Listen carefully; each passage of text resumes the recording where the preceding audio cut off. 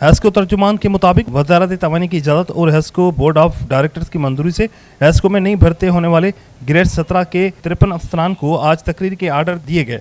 Hesco इंतजामिया ने 44 नए ग्रेजुएट इंजीनियर्स को मुलाजमत के आर्डर उनकी ट्रेनिंग मुकम्मल करने के बाद उनकी तकरीरी के आर्डर आज दे दिए। इसके अलावा 8 रेवेन्यू अफसरान और 1 असिस्टेंट मैनेजर फाइनेंस को भी मुलाजमत और तकरीरी के आर्डर दे दिए गए। वाज़ेह है कि हेस्को में ग्रेजुएट इंजीनियर्स की कमी थी, जिसकी वजह से लाइन सुपरिटेंडेंट को सब डिवीज़न का चार्ज दिया गया था। अब ग्रेजुएट इंजीनियर्स के आने से इन सब डिवीज़न में तकरीर के आर्डर्स दे दिए गए हैं और इन तमाम को हेस्को इंतजामिया ने हिदायत दी है कि पीर 10 जुलाई 2023 को जहां पर तकरीर की गई है वो चार्ज संभाल कर अपना काम शुरू कर दें।